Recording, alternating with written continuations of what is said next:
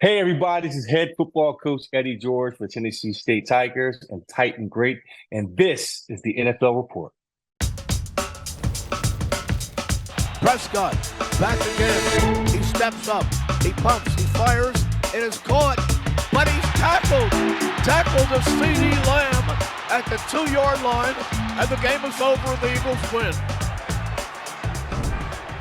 Oh, it was an instant classic between the Cowboys and the Eagles a few weeks ago, and we're going to get it again on this upcoming Sunday. Steve Weitz, James Palmer, this is the NFL Report. We're going to get right to that game, but this is what we got on the show. We have Agent 89, Steve Smith's going to be joining us. We have Walter Payton Men of the Year nominees, Steve, and Dolphins fullback Alec Ingold, and Chargers safety Derwin James, and it's a Thursday, so you know we got Baldis' favorite films. So, Steve, a monster play by the Eagles defense right there. The Eagles defense apparently did not show up to the link this past Sunday against the San Francisco 49ers. It is all doom and gloom in Philadelphia. People are standing outside the NovaCare complex with giant signs saying, "Run the ball." Run the ball. I would expect nothing less from the Philadelphia faithful.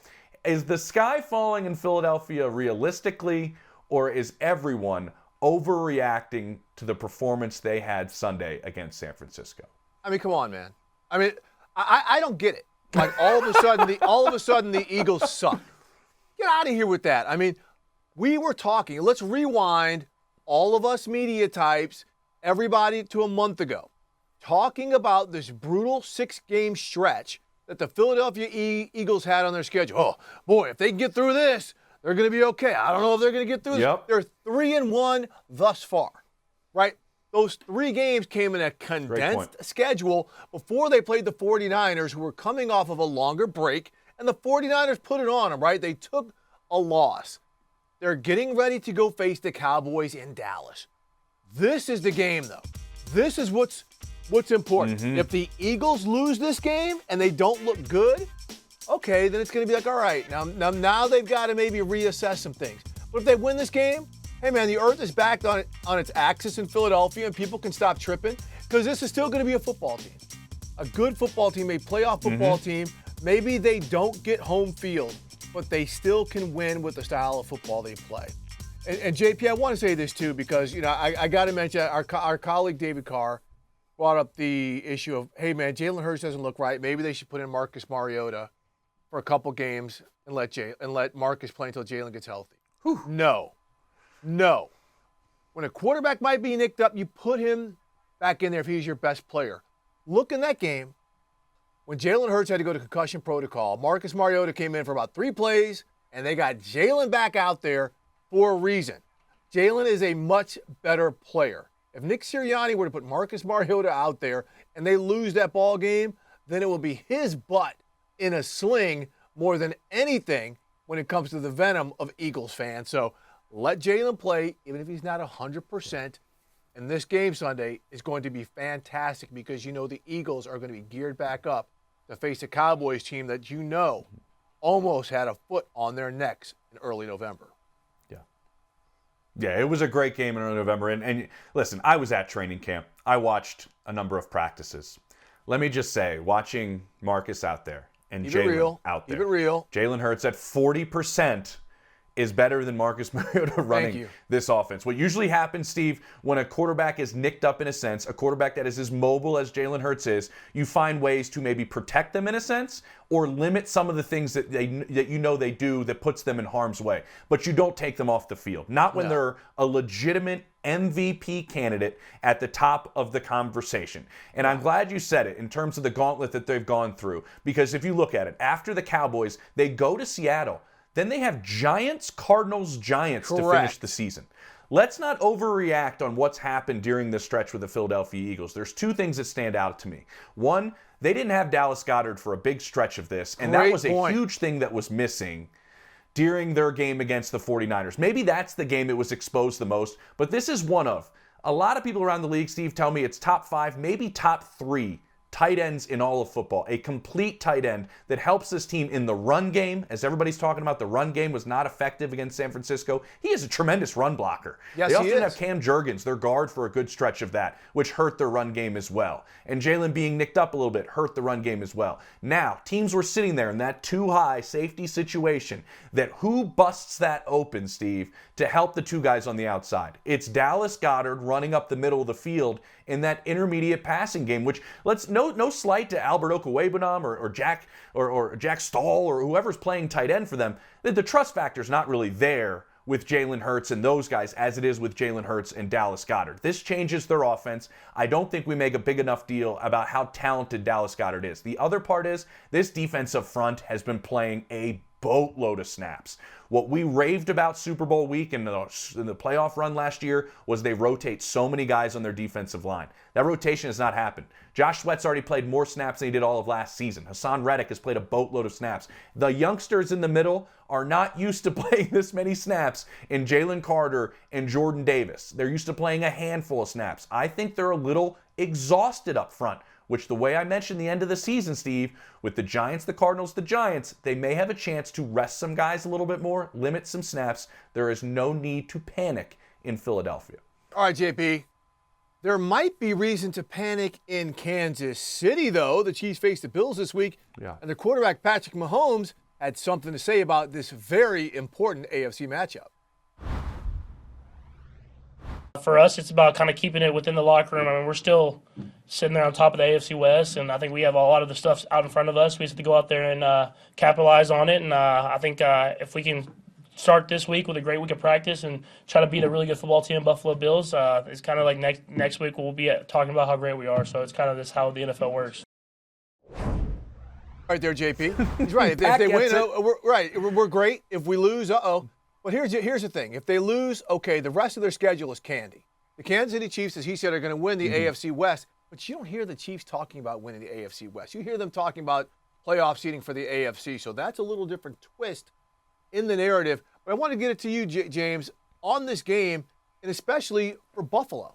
Like, they've got an opportunity here coming off of a bye to go on a run, but their schedule is pretty damn difficult going down the stretch if they are going to get into the playoffs.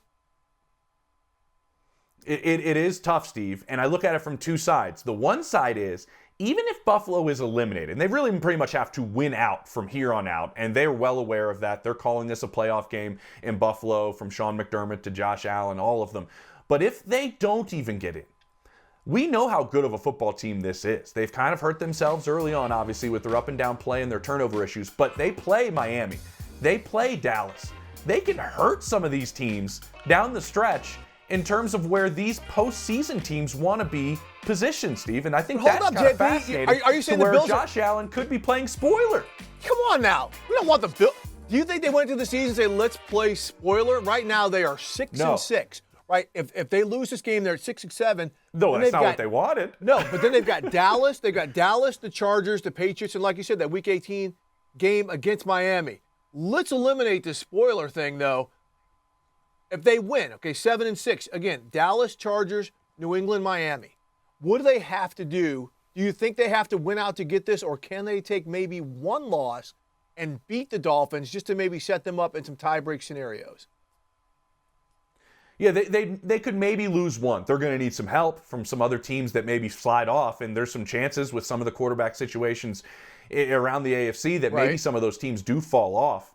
I don't think anybody wants the Bills to be in the postseason. If you look at the way this offense has turned around over the last two games with interim offensive coordinator Joe Brady running it, they've scored over 30 points in each of the last two games, Steve. When I talk to people in Buffalo, it's, hey, Josh is in a rhythm, man. Joe gets him in a rhythm, and when he gets in a rhythm, as Deion Dawkins, their left tackle, told me, put the cape on. That's when Josh Allen turns into Superman, and he is virtually unstoppable. We saw it in the last game they played, and they gained a lot of confidence that game against Philly that they very much could have won, but they saw how good they can be. They can really go into Kansas City and legitimately win this game. I'm excited to be at this game because every time these two quarterbacks are out there, it's a bonkers type of environment. And Josh also says that Pat owes him some money for Wyoming beating Texas Tech. So maybe that exchange, I can catch that pregame. Or maybe it's a hoodie. I don't know what the situation is. I will tell you this. You will not see Clark Kent under center for either of the teams in this game. And like you said, JP, you are going to be in for a dandy. James, when we come back here on the NFL Report, our guy, Agent 89, Steve Smith, let's go. Got some thoughts on the Baltimore Ravens coming off of a bye, Lamar Jackson, and how they can maybe replace Mark Andrews. The NFL Report coming back in just a minute.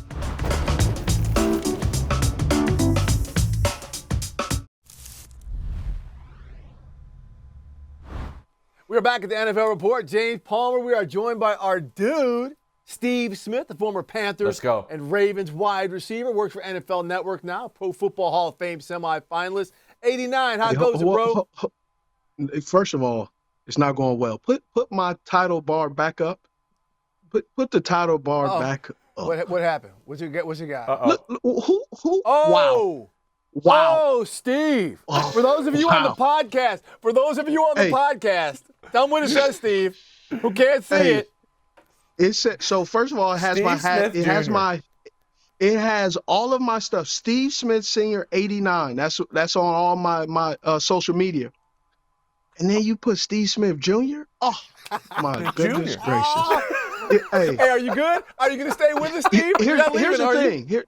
Here's the thing. It just tells me the universe is telling me, my Lord and Savior is telling me, I got to go into 2024. I got to go into 2024 humble. I got to be able to adjust and be okay with it. So I'm okay with Steve Smith Jr. or Senior because Steve Smith is a name that makes people do a lot of different things. You either love me or hate me, but either one, you're still talking about me. They fixed it, Steve. That's Deuce's real name, right? Steve Smith Jr.? Yeah. Like that's on his birth certificate. It's technically on his birth certificate. It's Stevan Latrell Smith Jr. and Stevan Latrell Smith Sr. Signed his birth certificate. So that's how I roll. All right, so it's legal. It's all legal. All right, Steve, we got Dr. Football. We only got you for a few minutes, brother. Gosh. Oh my gosh. All right, look. So the Baltimore Ravens are coming off a bye, right? They are leading the division, the number 2 team in the AFC. What do you think? You know this team well, but what do you think Harbaugh and those coaches have done? We know Mark Andrews is out with that injury during this bye to maybe redesign or tweak the offense to kind of make up for his absence as they take on a very good Rams team this weekend. When you lose a caliber type of player like Mark Andrews, a guy who is a troublemaker for the defense, between the hashes, and Lamar Jackson can throw the ball all over the field. But where he goes and does his major surgery work is with Mark Andrews in years prior with 89 and the tight end in between the hash marks. But now he has a plethora of guys. They go out and draft Rashad Bateman. Then they draft Zay Flowers. They acquire Odell Beckham Jr., Nelson Aguilar. And so they have all of these guys on the outside. But now with Mark Andrews not terrorizing defenses in between the hashes, you have to have somebody that fills in, that somebody that can step up, impact the offense, but also who can be a horizontal threat, a vertical threat, and can make defenses second guess themselves and allow the defensive coordinator stay up at night trying to figure out if they're missing Mark Andrews, we can't take plays off now because of his absence. Somehow, some way, we have to be better in the absence of Mark Andrews. And that's really hard to do. But that's what happens when we have these cliches, next man up. You play your cards that you're dealt with. It's an uphill battle. Don't judge a book by its cover. That's all the cliches, next man up. But at the end of the day, when a guy goes down with his type of impact, the world still turns. The game is still expected to be played. And unfortunately, you got to play that game without one of your marquee guys.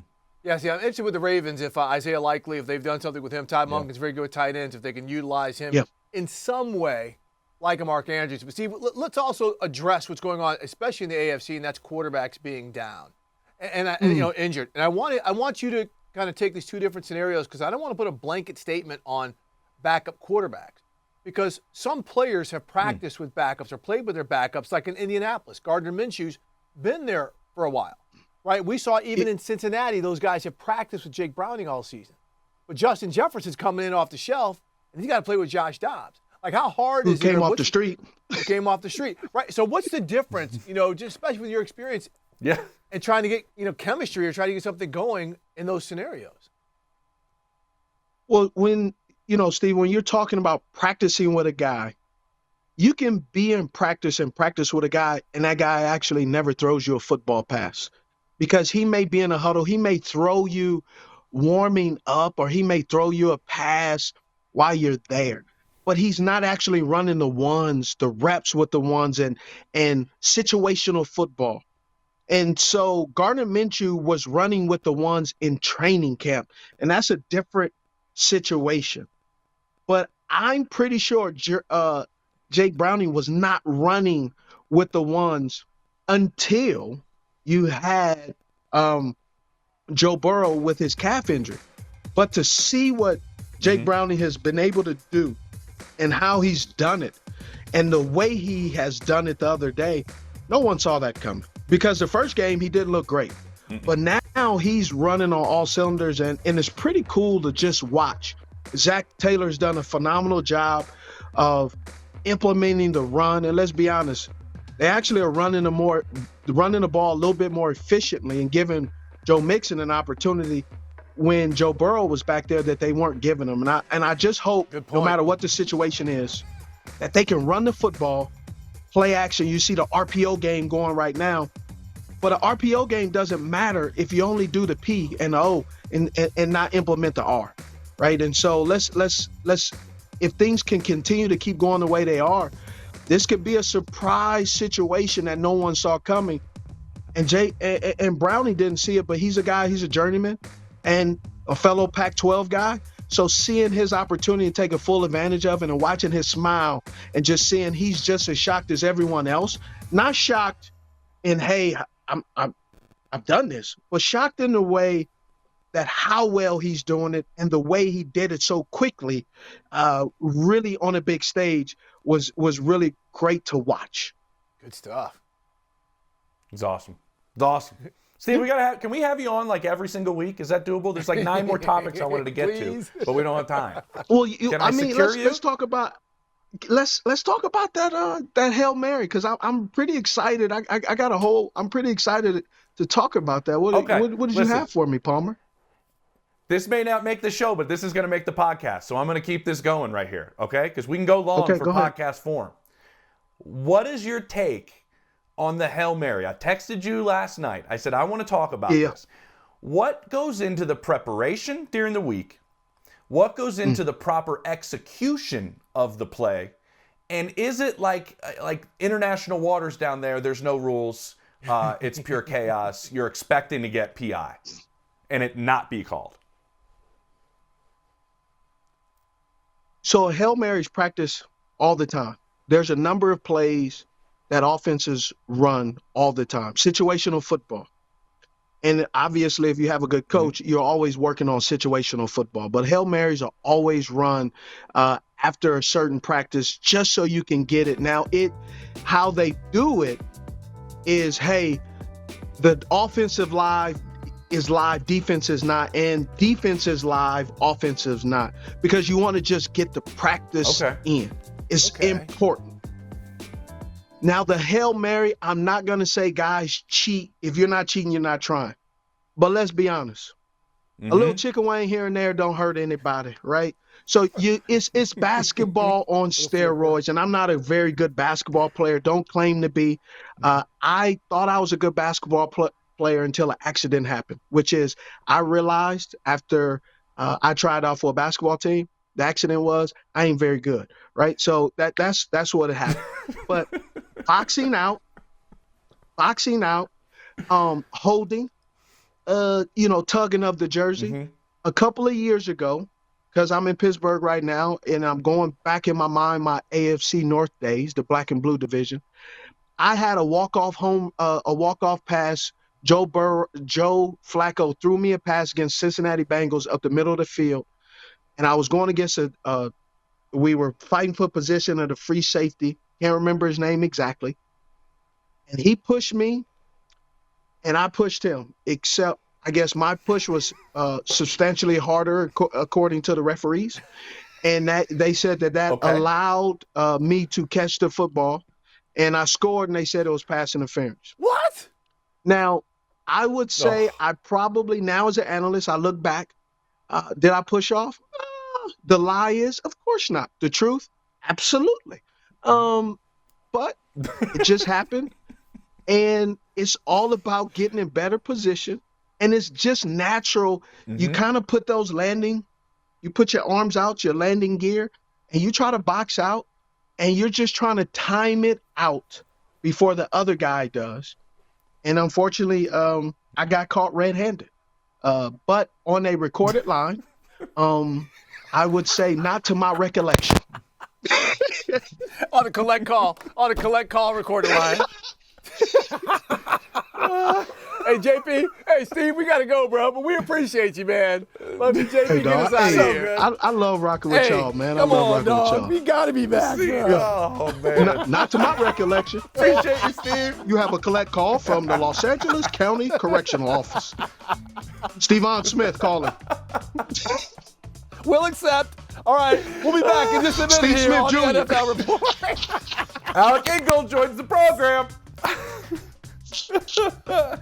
Alec Ingold's coming up, the Walter Payton Man of the Year nominee for the Miami Dolphins. What he has done in the adoption community in this country is absolutely remarkable. You have to hear what he has to say next.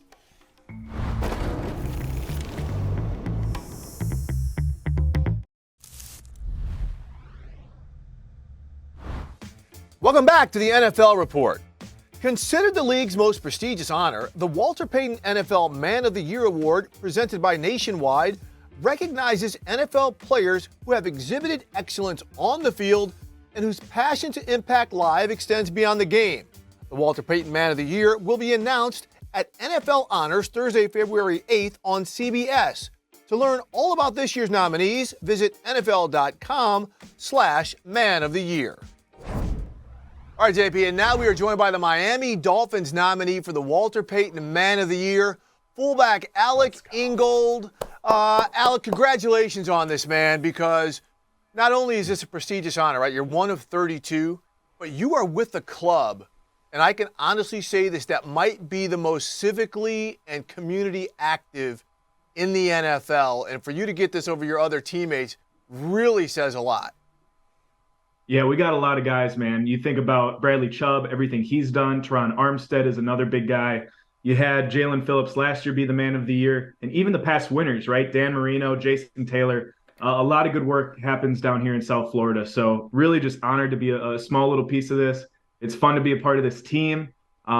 Extremely successful right now. So, yeah, man, on and off the field, it's a big honor, and I'm really excited to represent the Dolphins as best I can. Well, we'll bring up the team in a minute. We'll bring up football in a minute, Alec. We got to talk about you and off the field. Come on, man. Don't be bashful in a sense. What I love is, so many of you guys go out there and you have these causes, and they mean so much to a lot of you personally. But you're on almost another level than some of these other guys that go out there in terms of how your connections fall. Could you just kind of dive deeper into that? And really, maybe, does that bring you an added joy, in a sense, through everything you're doing? Yeah, I think that purpose thing is huge, right? And to be adopted myself, and then to be able to have a foundation that helps advocate for kids that have been adopted, are in foster care. Like, playing football on Sundays, it makes that number 30, that last name on the back, the Dolphins logo, it makes everything just mean a little bit more when you're able to represent the community that you've been building. The games playing Madden one-on-one with a kid in foster care that you try and connect with, and then you can relate to him because of all of the different things we've walked through together, maybe at different times, maybe he has different goals than I do, but at the end of the day, we're really just trying to be the best versions of ourselves and chasing those big dreams. So it really is cool to bring that adoption advocacy into the NFL, to represent it the best I can, and to kind of walk the walk and talk the talk when you talk to those kids in the group homes or anywhere else in those adoption homes or foster care systems.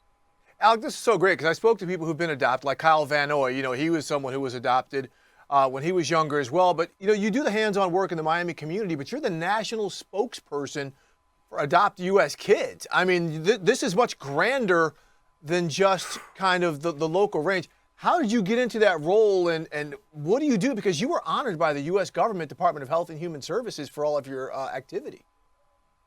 I think the biggest thing and the biggest piece of inspiration was honestly watching Calais Campbell give his Walter Payton Man of the Year nominee acceptance, his award acceptance.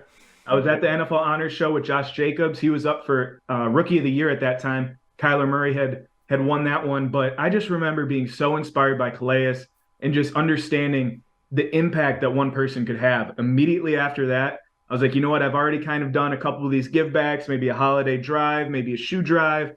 I want to dive into what means the most to me. And Calais really inspired me to do that just by listening to that speech. And then we took it and we ran with it. So Adopt US Kids started in Oakland, California, when I was playing with the Raiders over there, moved to Las Vegas, back home in Green Bay, Wisconsin, and now down here in South Florida. So Adopt US Kids does a great job being able to educate their spokespeople, but also starting those conversations. You know, you talk about adoption. I'm sure you guys start talking with your families, and all of a sudden you realize how many unique backgrounds families have. And just being vulnerable and sharing that, having that conversation, there's so much more love to give when you have real vulnerable conversations like that. Awesome. I love that. I love that. And I love that you mentioned back home in Green Bay, like the birthplace of football. Not many people can call that home, which is so special, essentially, for you. Let's get to football in a little bit, Alec. Like, how do you view, I know your coach said it's not a 13-week season. I know we're number one. Talk to me when we play a 13-week season. But being number one in the AFC, with what you're seeing throughout the conference, then you get to that spot. How much does that almost, I don't know, a carrot through the back end of the season when you're already sitting in it? Yeah, I think December football is like the most important time to play ball, right? And you have to be at your best. So when you're starting at that one seed in the AFC, it gives a little bit of validation of the process that you've been working on thus far, but it doesn't mean that, you know, we're going to put anything in neutral, right? It's kind of invigorating. It's motivating to kind of keep doing what you have been doing, that growth mindset, the improvement that we all take, to be present, deliberate every single day at practice. And then it's like, man, we have a lot of opportunities at home here in December. You got to take advantage. You got to show up with your best stuff every single Sunday. So, I mean, that's really the motivating factor. It's cool to have that one seed right now. Obviously, it's better than not. But at the same time, man, it's just validating that process that we got to stick to, stay locked in and focused, and make all your dreams come true with a great run into January and February. As you mentioned, opportunities at home, 4 of the final 5 at home. Alec, a lot of the public chatter about the Miami Dolphins is like, they're fun to watch. They're this and that, but they have not beaten a team with a winning record. Do you guys think about that? First off, you're not going to have many opportunities into the back end of the season to kind of prove people wrong, but is that even a conversation? I mean, when you think about the talent level in the NFL, around the NFL, every single week you got to show up. And you can get into narratives or disproving this or proving yourselves right or wrong or whatever you want to say. At the end of the day, man, every single Sunday, any given Sunday, that's why we love playing football. That's why you love the NFL. That's why every single team has a shot, because of that talent level, because of the quality of coaches across the NFL, man. So I think that narrative is going to stick with us till we beat those good teams. And it might come in December, it might come in January, but whenever it comes, it's going to be motivating. And I think that's kind of those things you got to pick up along your journey on a team that just helps you motivate and push you to be the best version of yourself. A lot of this conversation is moving forward, what we're seeing, right, Alec? And what we're seeing in the AFC is a lot of quarterbacks that are banged up. It's one of your biggest jobs, protecting Tua. How much do you guys talk about that in the building? You know what I mean? With the number of star quarterbacks we have seen go down this year, how much is that a real conversation in the building, to where, like, that is a focal point of making sure that Tua is playing these games that you're talking about come January, February? Yeah, I think it's a team concept, right? To keep the quarterback safe, to keep him on his feet. You talk about the O-line. We've had the most O-line combinations. I think it's been 8 different starting offensive linemen in 13 weeks of the season so far. So the guys that have been there, you know, the standard is the standard. Guys are stepping in, stepping up. But it's also the wide receivers. It's also the running backs. It's helping in blitz protection. It's making sure that you're running your routes the right way. Recognizing the defense. So as 11 guys on the offense, it takes everybody to keep the quarterback up, keep them healthy. And I think we take that extremely personally in trying to to make that a focal point of our offense. It's no secret. And I think across the league, when you want your starting quarterback playing his best ball in December and January, it takes all 11. It's not just on an offensive lineman or a quarterback or one person. It's a full team thing, and that's the beauty of football, man. That said, with the evolution of what you guys do offensively, right? If a team were to look at your game film from week 5 and try to apply that to today, okay, here's what we saw in week 5. We got to stop what they did. Would any of that tape matter, or have you guys just evolved beyond that? Yeah, I mean, I think you evolve every single week. The film that we put out on week 5, that was from week 2 of training camp. That was in the making. That momentum has been building since August. So I think everything that we're getting to add into the wrinkles of the offense, the execution, the technique, the fundamentals, that's been drilled in us since OTAs in April all the way through. So the ability to be coachable, to listen to that coaching, to execute it on a Sunday, it all plays a part of it, man. So it's really cool to be playing on an offense that's able to score 45. Well, I take that back. We didn't score 45 because Andrew Van Ginkel had a pick 6. Want to shout out my guy, Wisconsin guy with that pick 6. Long flowing locks. I swear he has more touchdowns than I do, and he plays on defense. I don't understand it, but shots it was fired. awesome. Shots fired at the play caller. Shots fired at the play caller. Alec wants the ball. Yeah, I'm just happy for my guy Ginks, man. He's been working his tail off. He's a stud. But everything you just said in terms of execution and knowing the fundamentals and to make all of these moving pieces work, I'm kind of curious out with all the moving pieces, yours are maybe more creative and fun to watch than anybody else's in football, specifically the guy that is drawing it all up. And we've talked on this show a bunch about the motion that you guys use, using 21 personnel at a higher rate than maybe anybody else in all of football, maybe you and the Niners. Like, what is the week like with Mike and the way that he moves all of you around, and how necessary is your spot to make some of this stuff work in terms of your versatility to be able to do those things? I mean, you take a Tuesday off day, right? And that's the players' like sacred day off. You had the Monday where you kind of, piece everything together from the week before. You watch the film, you try and improve from it. You get that technique, you get those reps. All right, downloaded, we're good to go. Tuesday, from that Monday to Tuesday until we see Coach on Wednesday, I don't know if he sleeps. He is up there drawing up every single play, thinking about every single defense. He's watched every game 100 times. And by the time you show up Wednesday, it is full on pedal to the metal. It's really fun to be in those Wednesday meetings when you show up on Wednesday morning, because it's like, if you're a little sleepy, if you had your off day, you didn't do too much, man, get your coffee and get ready to go, because we're about to install about 100 plays, 100 different ideas. And then it's like, dude, we got to do that in the walkthrough. We got to do that in practice. And then you got to go out and play it on the game. So it's an absolute blast to be able to show up on a Wednesday and make things come to life on Sunday. So, Alec, you talked about the tactical stuff that Mike McDaniel does, and we're seeing on the in-season Hard Knocks. By the way, I'm waiting for about 15 cameos from you this week, including this interview. But culturally, what does he do? Because it seems like you guys have so much fun. You got Tua unveiling the braids. You've got guys in meetings doing certain things. I mean, culturally, again, you've been in this league for a minute. We got seatbelts. Yeah, what has he been able to do to keep it interesting for you guys, so you guys can keep playing like this? When you talk about seatbelts right there, the little roller coaster thing, that has been like a year and a half in the making. That didn't just happen this week. We were getting coached up on how to celebrate from day one OTAs. When guys would make a play, he's like, guys, you work so hard, all this time, all this sacrifice, celebrate. You have a plan, and he's going through all these celebrations. He's circling Christian Wilkins because he was like the only guy that was showing everybody that he just made a play. All of a sudden, Javon Holland starts making plays. All of a sudden, Tyreek. Tua has his own swag, and then eventually you get to a point where you're doing roller coaster rides that you practiced on a Friday, like 3 plays into the game against the Commanders. So it's been a process, man. But, dude, I think it's all about buying into the system, being yourself, enjoying the amount of time, effort, and energy you sacrifice for one another as a part of a team. And, that's where you get excited to excel and execute for your brother. And that's where the strain comes from. That's where the execution comes from. That's where the X's and O's come from. Yeah. That is awesome. That is awesome. It's so fun out to watch you guys play football, but it's probably more enjoyable for people like Steve and I to watch what you do off the football field. So congratulations again. Congrats, Alec, for everything that you have done for your Walter Payton Man of the Year nomination. I appreciate you guys, James and Steve. I appreciate the time, the effort, the energy. Man, it's good to be up here to use this platform for some good. It's a responsibility, and I'm excited to hear from all other 31 nominees and see all the great work they're doing as well. What a great interview. What a great man, Alec Ingold. And we come back, Brian Baldinger. Oh, he wants to talk about the Rams passing game. As you see, it has taken off again here on the NFL Report.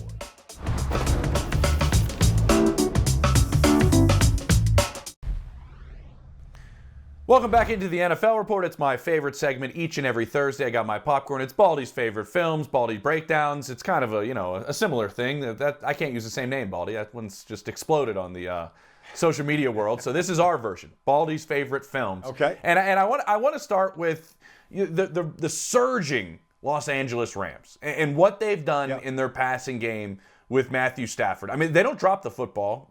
Stafford doesn't really get sacked. What have you seen from this group that is now kind of turning some heads in the back end of this season about being a dangerous team? Well, I mean, first of all, they've stayed healthy the last few weeks up front. Jackson at left tackle, and Avila the rookie, and Coleman, and you just go through Mason. You go through the line, Havenstein. They're good up front. But then Matt Stafford is under center a lot. There's a lot of play action. But I think a couple things. Kyron Williams being healthy right now. They're 5-0 when he carries the ball 15 times or more.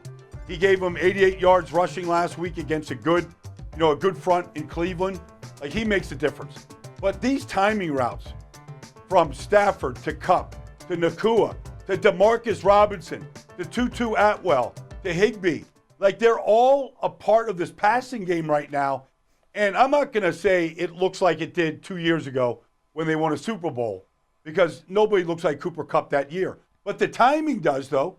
The timing with a lot of these guys. Demarcus Robinson caught a corner route last week, caught a touchdown pass last week. The timing was perfect. And, a lot of people always want to talk about quarterbacks' arms. How far can they throw it? Like when he threw that go ball down the middle of the field to Puka last week, the ball was it was 20 yards. But it was perfect to Puka. And he ran the next 50 yards for the 70-yard touchdown. Like, he's getting the ball out of his hands so fast because he trusts his receivers. And I believe Baltimore this weekend will have their hands full with this passing game. I agree, Baldy. Look, the one thing that the Rams never have to do is throw into double coverage because they are schemed up for individual matchups, and Stafford finds them. Speaking of individual matchups, and James had a great one-on-one interview with this player post-game. Will Anderson, the edge rusher from Alabama, down in Houston, he all of a sudden is surging, Baldy. What's going on? It's interesting, Steve, because last week they played Denver, obviously, and Denver came in with this offensive line that played together, like all five guys. They were all improving. On the first play, Will Anderson beats Mike McGlinchey inside, and he hits Russell Wilson right there. That's the first play of the game. Right there. He hit him on the first play. And then he kept hitting him and pushing the pocket. And now you can see all the individual skills of why they wanted to trade up to take him with the third pick. Taking the ball right there, the sacks. I mean, he's affecting the quarterback, the line of scrimmage. And, we knew he played with great energy, but it's just relentless. I love seeing outside linebackers, defensive ends make plays on the other side of the field. And so, just keeping Russell Wilson on his inside shoulder right there is a fundamental. A lot of pass rushers don't understand. Like, he's a very smart player, but you've seen his athletic ability right now really explode and take over some of these one-on-one matchups. Yeah, Baldy, this week their safety, Jalen Petrie, told me he's a savage. He just can't be stopped right now. Like, Will Anderson cannot be stopped right now with the way that he is playing. And let's stick with the defensive side of the ball and go to Kenny Clark. Go ahead. Go ahead, Baldy. I was just going to say, like, Jonathan Greenard in Houston on the other side, Will Anderson. He deserves some flowers. We're going to be talking about him on the show here. Like, his ability to push the pocket, a variety of moves to help. Like, now you got two off the edge, to go with Malik Collins and the guys inside. Like, all of a sudden, this front is starting to develop there in Denver or in Houston. It really is, Baldy. It really is. Let's stick to defensive front. Kenny Clark, the Packers, somehow, all of a sudden, this is a top 10 defense. I think they're 9th in scoring as a defense. What have they done up front, him specifically, that has altered things and changed things the second half of the season?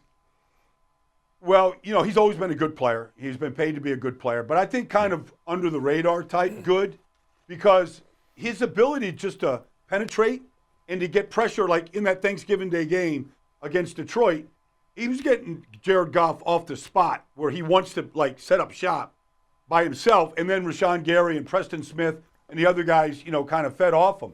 But I'm looking at that inside push, that inside pressure, the inside quick escapes from Kenny Clark right now. That's helping the pass rush.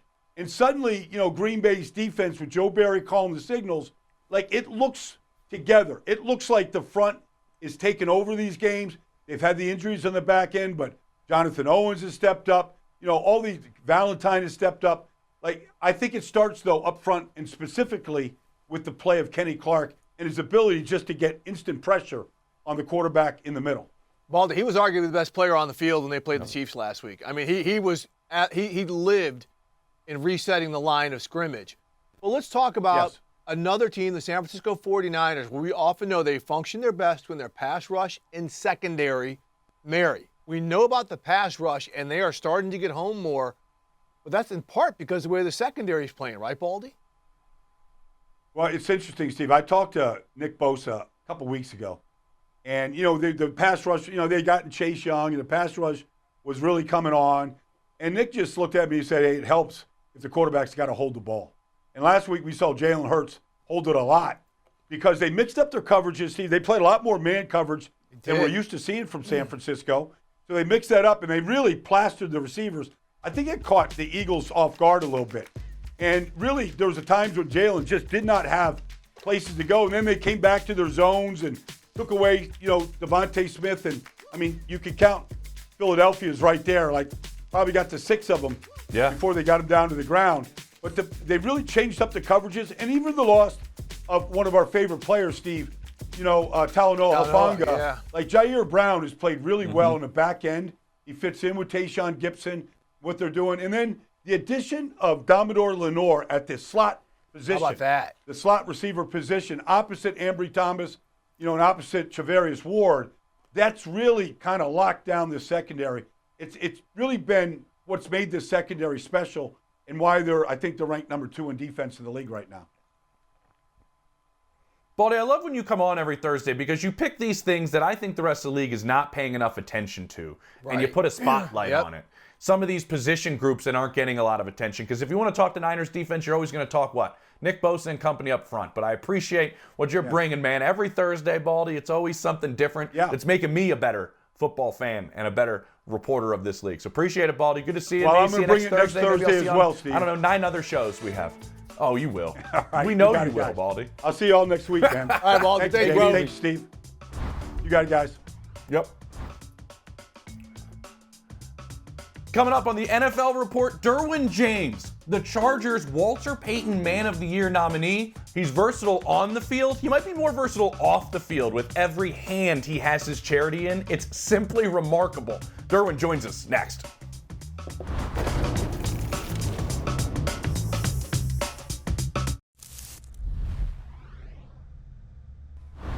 All right, James, now we are joined by the Chargers' Walter Payton Man of the Year nominee. It's the second consecutive year he's gotten that nomination. Derwin James, a 3-time All-Pro safety. Derwin, congratulations on the nomination. Thank y'all. Appreciate that. Absolutely. Hey, Derwin, so we see a lot of the things you're doing are kids here back home in Haines City, Florida. What kind of started this? Because this doesn't, 2 times in a row, what kind of got you into being so involved? Because you have your finger on so many causes. It started as when I was a kid, growing up, I always said, if I ever made it to the platform, the NFL, that I wanted to change my community and change other people's life, with my platform. And God blessed me to get to the NFL to this day. And, I'm trying to do that, keep that promise I kept with myself. Derwin, I look at how versatile you are on the field, lining up in pretty much every position imaginable. It's only fitting that you kind of have your hands in so many different charitable, operations off the field. When I look at it, it's like girls flag football, it's youth, camps and backpacks and school supplies back in Florida. You're doing the same thing in California. You're with Snoop with Impossible Meat. You're feeding people for Thanksgiving. You got baby formula, animal shelters. Is there anything that you don't want to touch on in terms of helping the community around you? No, I want to help as many lives, many families I can. It's just something about it when I just see the smiles and the people that just so thankful, and as people, we take so much stuff for granted, that others don't really have. And just to see their faces and the joy they get, it just make my heart smile and make me warm. So I just, that's the part I get out of it. Derwin, we hear about players and coaches and so many people doing so many great things, but has there been a kid that maybe you've established a relationship with, or something that you've done that you've actually felt the impact of your works on them? I say about 70% of the stuff I do, because I try to put my heart into it and I try to really be there present. I don't just try to look at it as a one-off or a check-off thing. I try to be there and, be in the moment, be present for the people that I'm, trying to do something for, whether it's being with the kids, taking them shopping, or just having a day with the elderly, with the disco, just making sure everybody feel like somebody, and that I'm not too big or I can't be touched. So I just like to just keep that with me. All right, you mentioned the elderly with the disco. There's 32 Walter Payton Man of the Year nominees, and I don't know if any of them threw a disco party with DJ food, glowing floor, 70s theme, Derwin, for those older in our community. What made you want to get involved in that aspect? Because let's just be honest, that's not a group that we see a lot of NFL players, no slight to anybody, recognizing and wanting to reach out to.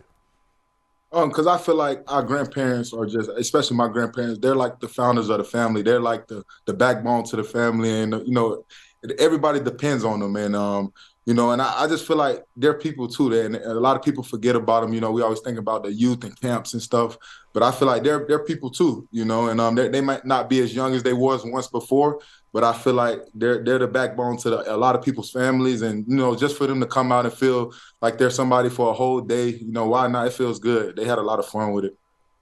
Derwin, as a grandfather, I feel like you're speaking to me, my brother. So thanks so much for looking out for us old folks. No problem, man. Y'all ain't old. Y'all still young, man. There we go. There we go. Hey, want to hit you on a couple football questions while we get on this. You guys have 5 games left. Yes, your situation where there's really no margin for error, but you guys have the potential to go on, say, a 5-game run to get into the playoffs. What needs to happen for you guys to do that? Take it one game at a time, man. You can't look too far ahead down the road, and realize that every game from here on out, it matters to us. Not that it didn't matter before, but we realize the opportunity that's in front of us and, the situation we put ourselves in. So we just taking it game by game. Start with Denver this Sunday, a big divisional game. And, man, we got to get it done this Sunday. Sean Payton says he needs to find a way to contain your pass rush, but I look at the other side of the ball, and you look at the conference in the AFC, the number of quarterbacks that have gone down, Derwin. What kind of advantage do you feel like you guys have right now that you have a quarterback as talented as yours is in Justin Herbert, with as many quarterbacks that have gone down in the AFC? Is that an advantage down this stretch right now?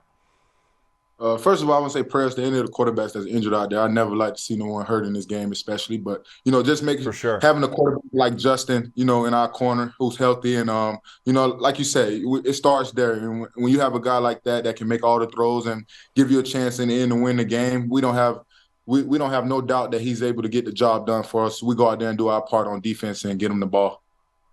Derwin, you also were kind of at the beginning, the tip of the spear, a trend we're seeing on defenses now, and that's the hybrid safety, right? You play safety looks, you play outside linebacker principles at some times. What about that trend that you're seeing across the NFL now that you helped model? I feel like offenses are more complex now. You're seeing more motion on the run, timely motion. You're seeing guys move. You're seeing tight ends that can run and block. And you're seeing receivers that can also do that. So if they're going to be versatile, we got to be able to be versatile to cover them as well. So I feel like that helped us a lot for sure. Okay.